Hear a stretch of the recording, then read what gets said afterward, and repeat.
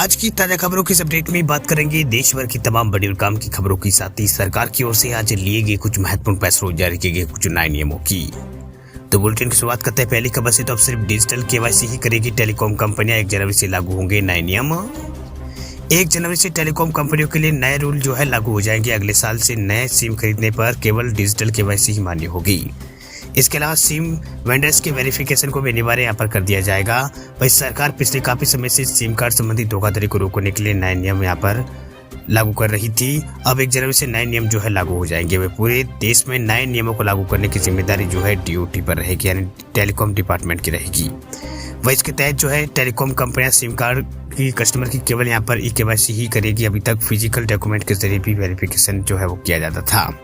वही केंद्र सरकार ने नए टेलीकॉम नियमों का ऐलान यहाँ पर अगस्त में किया था, मगर इसको जो है अमली जामा फैलाने में यहाँ पर देरी होती रही है। नए नियमों में सरकार ने सिम कार्ड वेंडर्स की वेरिफिकेशन को अनिवार्य किया है। इसके अलावा बल्क सिम कनेक्शन सिस्टम को खत्म कर दिया गया है। इसकी जगह बिजनेस कनेक्शन देने का नियम होगा।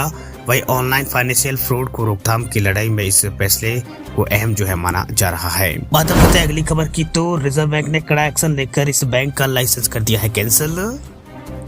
भारतीय रिजर्व बैंक ने सोमवार को एक बैंक पर बड़ी कार्रवाई करते हुए उसके लाइसेंस को कैंसिल कर दिया है। जिस बैंक पर यहाँ पर कैंसिल लाइसेंस का किया गया वह महाराष्ट्र के कोल्हापुर स्थित शंकरराव पुजारी नितुन नगरी सहकारी बैंक लिमिटेड है।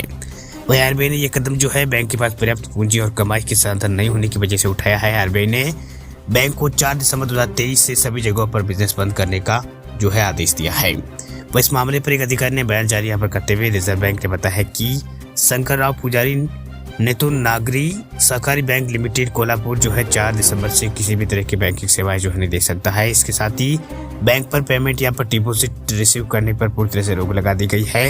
वही केंद्रीय बैंक ने अपने फैसले की जानकारी देते बताया है कि इस कोऑपरेटिव बैंक के पास बैंकिंग सेवाएं देने के लिए पर्याप्त मात्रा में पूंजी नहीं थी।